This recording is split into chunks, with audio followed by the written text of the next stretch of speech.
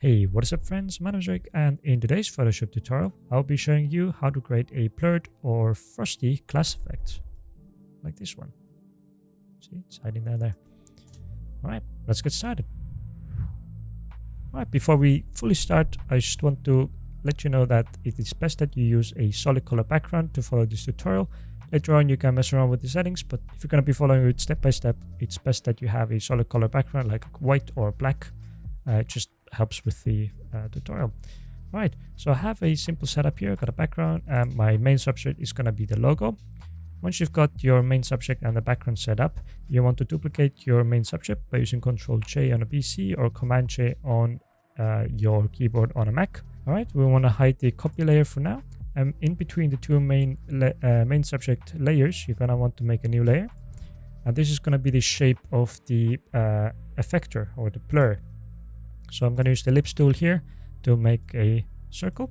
And you want to make sure that this object that you create is the same color as the solid color background. So a lot of this is going to be white in the case of this tutorial. Obviously, as I said, you can mess around with these settings on your own to fit your own needs. All right, so once you've got this done, on the effector layer here, so ellipse here, for my case, you're going to want to open up the layer style by double clicking on the layer here. And we're going to go move down into stroke. I'm going to enable it. I'm going to set it to a size of 2 pixels, position outside, blend mode normal, and opacity of 60%.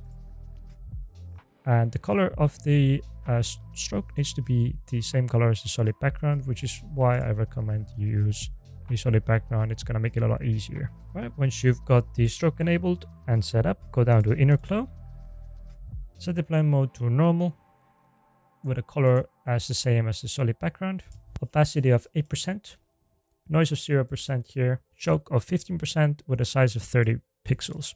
So make sure all of these settings match. Right, once you've got all these settings done, go down to drop shadow, enable it, set it to multiply. You can keep it at black if you're using white here.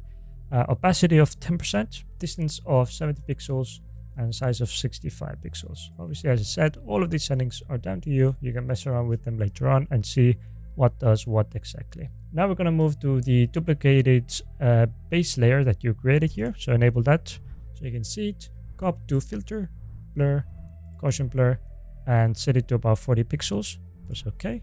And on that duplicate base layer, right click on it and create a clipping mask so it clips onto the effector layer. And that's it. You now have this little frosted effect, and anything it goes over on the main subject here, we'll get this kind of blurred frosty effect on it. Right, that's it for this tutorial. Click the like button if you enjoyed it, leave a comment, and subscribe if you aren't already. Cheers.